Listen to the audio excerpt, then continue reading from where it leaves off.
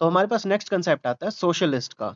क्या अब अगर हम सोशलिस्ट का मतलब समझने की कोशिश करें, तो सोशलिज्म का मतलब होता है in general means that benefits the societal resources should reach every member of the society and nobody should be left out. यानी अगर एक पंक्ति में 100 पर्सन्स खड़े हैं, तो हर 100 के 100 पर्सन्स को, नो मैटर वो कौन सी किस कैटेगरी में आते हैं, जो सोसाइटल रिसोर्सेज के बेनिफिट है वो सब मिले। यानी कि अगर आप एक जगह राशन बांट रहे हैं और आपके सामने लाइन में 100 व्यक्ति खड़े हैं, तो 100 को उनके हक के मुताबिक उनका हिस्सा मिले। तो अब ये कैसे सोसाइटी, इंडियन गवर्नमेंट सोशलिस्ट कैसे हो सकती है, मतलब कैसे इंश्योर करे सोशलिज्म। तो जो मेजर गवर्नमेंट पॉलिसीज होती है इंडियन गवर्नमेंट की, वो सब सोसाइटल बेस्ड ही रहती है। जैसे हर घर जल योजना, जनधन योजना, प्रधानमंत्री आवास योजना, ग्रामीण सड़क योजना। यानी जो इंडियन गवर्नमेंट की जितनी भी पॉलिसी है वो सब सोशलिस्ट बेस पे ही रहते हैं। अगर क्वेश्चन आ जाए how Indian government is socialist, तो आप वर्ड सोशलिस्ट का मीनिंग को एक्सप्लेन करके पर्टिकुलरली इंडियन गवर्नमेंट की सारी पॉलिसीज आप बता सकते हैं विद एग्जांपल्स कि ये ऐसे ऐसे हेल्प कर रही है सोसाइटी में सोशलिज्म मेंटेन करने में। नेक्स्ट आता है हमारे पास कंसेप्ट डेमोक्रेटिक का। व्हाट इज डेमोक्रेसी, हम एक सिंपल मीनिंग देखना चाहे तो 7th 8th क्लास में पढ़ते हैं, एनी डेमोक्रेटिक गवर्नमेंट वो गवर्नमेंट है जो फॉर द पीपल हो, बाय द पीपल हो, टू द पीपल हो। यानी एक ऐसी गवर्नमेंट जो कि एफिलिएट पीपल से हो और पीपल से ही काम करे, पीपल्स के लिए ही काम करे। तो डेमोक्रेसी दो तरह की होती है मेजरली, डायरेक्ट डेमोक्रेसी और इनडायरेक्ट डेमोक्रेसी। डायरेक्ट डेमोक्रेसी क्या होती है, जैसे स्विट्जरलैंड है, वहां पे अगर की गवर्नमेंट को कोई नया रूल लाना होगा तो एक नोटिफिकेशन जारी करेंगी कि ये जो गवर्नमेंट है ये पर्टिकुलर नया लॉ लाना चाहती है और इस पर्टिकुलर डेट पे उसके लिए वोटिंग होगी। तो स्विट्जरलैंड के जो सिटीजन है वो जाएंगे अपना वोट कास्ट कर देंगे कि भी हमें ये लॉ चाहिए या नहीं चाहिए। ये होता है direct participation in democracy. But India में क्या है, वो इनडायरेक्ट पार्टिसिपेशन होते हैं। यानी जो सिटीजन है वो अपना वोट कास्ट करके एक पर्टिकुलर रिप्रेजेंटेटिव को पार्लियामेंट में भेजते हैं, और वो पार्लियामेंटेरियन होता है वो जो अपने पर्टिकुलर पीपल जो अपना एरिया है उसको वहां रिप्रेजेंट करता है और उसकी प्रॉब्लम्स को सॉर्ट आउट करवाने की कोशिश करता है वहां पर। तो जो इंडिया है वो इनडायरेक्ट डेमोक्रेसी फॉलो करता है। But yes, India is a democratic country, आप ऐसे कहीं नहीं मेंशन करेंगे कि इंडिया डेमोक्रेटिक नहीं है। Yes, it is a democratic country, because जो व्यक्ति हमें रिप्रेजेंट कर रहे हैं उसको इलेक्ट हम ही कर रहे हैं। यानी अपनी गवर्नमेंट हम खुद ही इलेक्ट कर रहे हैं। बिकॉज इंडिया के कॉन्टेक्स्ट में डायरेक्ट डेमोक्रेसी डायरेक्टली पॉसिबल नहीं है, क्योंकि देखो इंडिया की एक तो आबादी बहुत ज्यादा है, 140 करोड़ लोग हैं, सबके अपने अपने मत हैं। दूसरा, इलिटरेसी बहुत ज्यादा है। तीसरा, यहाँ पे जो फीलिंग ऑफ रीजनलिज्म है ये बहुत ज्यादा है। और जो अलग अलग एरियाज में जो वो है पॉपुलेशन कंटेक्स्ट है, अलग अलग एरियाज में पॉपुलेशन रेशियो बहुत ज्यादा डिफरेंस है। जैसे जो साउथ की पॉपुलेशन रेशियो है वो थोड़ी कम है, नॉर्थ की थोड़ी ज्यादा है। तो इसीलिए हमारे पास यहाँ डायरेक्ट डेमोक्रेसी करना बहुत वो पॉसिबल नहीं है। तो अगर डेमोक्रेटिक का हम थोड़ा सा डेफिनेशन देखें तो it is a system of people decide regarding the decision of governance. In this context every member of the society should be allowed to be expressed and heard while making the decision in the governance. So in this way it is the governance by the people. यानी कि democracy है जिसमें अगर कोई भी governance का decision लेना तो पीपल्स की तो उसमें इन्वॉल्वमेंट होनी जरूरी है। बट इंडिया के केस में ये चीज डायरेक्टली पॉसिबल नहीं है, इसलिए हम इसमें इनडायरेक्ट करते हैं कि हम अपने रिप्रेजेंटेटिव इलेक्ट करके आगे पार्लियामेंट में भेजते हैं जो कि हमारे गुडविल को रिगार्डिंग डिसीजन अपना लेते हैं। फिर नेक्स्ट कंसेप्ट आता है हमारे पास रिपब्लिक का। पहले क्या होता था, जब 1947 में जब हमें आजादी मिली, अगर उससे पहले देखा जाए तो क्या था, जो इंडिया में ब्रिटिश इंडिया से अलग 500 प्लस रियासतें थी, जिनके जो राजा महाराजा थे वो बहुत लंबे टाइम से हेरिडिटरी चले आ रहे थे।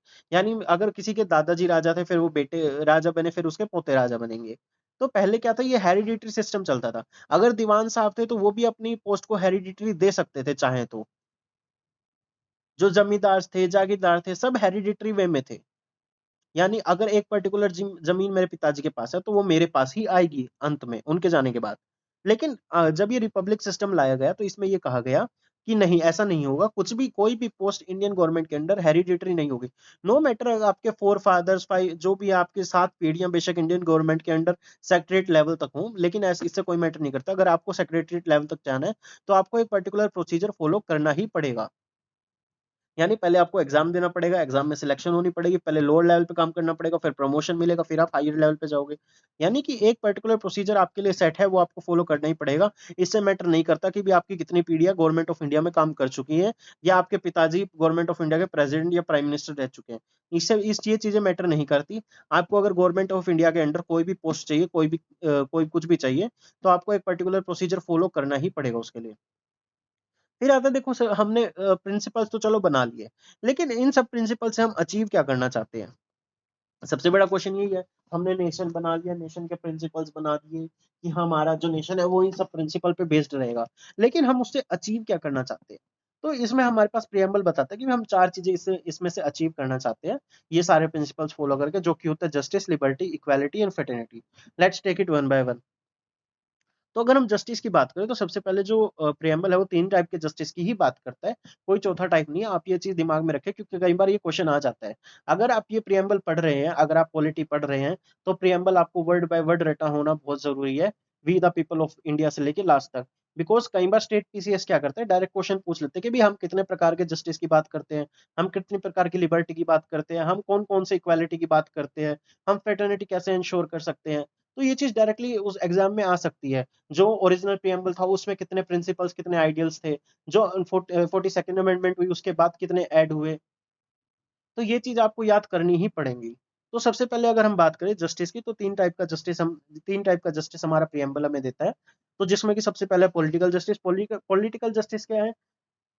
जैसे हमारे पास राइट टू वोट है, राइट टू सू है, राइट टू गेट सूड है, हम इलेक्शंस में खड़े हो सकते हैं, हमारे पास आर्टिकल 32 है, हमें रिट्स है, हमारे पास हमारे फंडामेंटल राइट कोई भी इन्फ्रिंज होता है। अगर सोशल जस्टिस हम इंश्योर करते हैं, जितने भी फंडामेंटल राइट्स है, राइट अगेंस्ट अनटचेबिलिटी है, राइट अगेंस्ट एक्सप्लॉइटेशन है, राइट अगेंस्ट, मतलब जितने भी राइट्स हैं वो सब हमारे सोशल जस्टिस एक्सप्लेन करते हैं। फिर इकोनॉमिक जस्टिस, जो भी हमारे राइट टू वोकेशन है और जो डीपीएसपीज हैं, वो सब हमारे पास इकोनॉमिक जस्टिस प्रूव करते हैं। फिर लिबर्टी, हमारे पास 3 से 4 तरह की लिबर्टी की बात हुई है। अब लेकिन अगर लिबर्टी का जैसे आप, वो तो आप चलो याद रख लोगे, लेकिन लिबर्टी का एक्चुअल मीनिंग क्या है? What is liberty? देखो, लिबर्टी तो सिर्फ अगर एक मर्डर की देखे जाए, तो वो उसने मर्डर किया, वो उसकी लिबर्टी थी। एक अगर थीफ की लिबर्टी देखा जाए कि उसने चोरी करी, वो उसकी लिबर्टी थी। एक रेपिस्ट की लिबर्टी देखी जाए, तो उसने वो कह देगा भैया मेरी लिबर्टी थी। लेकिन ऐसा नहीं है। लिबर्टी का मीनिंग है absence of arbitrary power exercised by individual. यानी कि सबसे पहले तो जो आर्बिट्री पावर है वो इसे एलिमिनेट ही कर देता है, कि भी आप अपने मन से कुछ भी नहीं कर सकते, आप दूसरे के राइट्स इन्फ्रिंज नहीं कर सकते, आप दूसरे अपनी लिबर्टी के चक्कर में दूसरे की लाइफ को थ्रेट में नहीं डाल सकते। तो सबसे पहली लाइन में हमने आर्बिट्री को तो कर ही दिया एक्सपेल।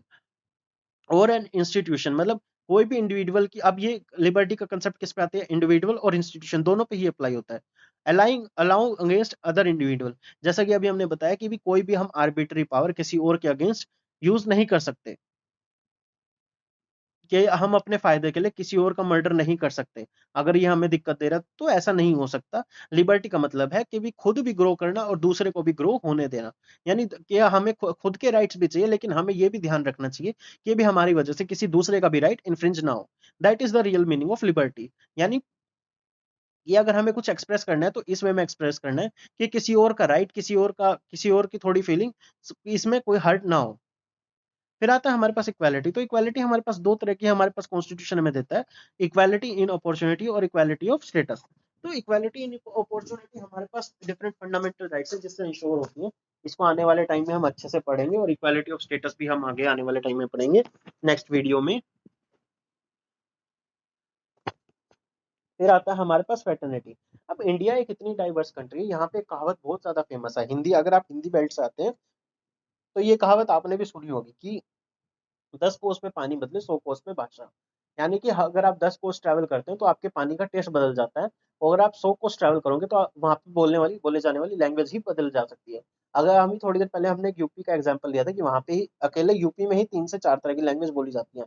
जैसे ब्रज भाषा होगी ब्रज एरिया में, अवध में अवधी होगी, और थोड़ा अगर ये बनारस साइड चले जाए तो वहाँ पे भोजपुरी, अगर साउथ यूपी में आ जाए तो वहाँ पर बुंदेलखंड में बुंदेलखंडी बोली जाती है। तो सभी लैंग्वेजेस अलग अलग है।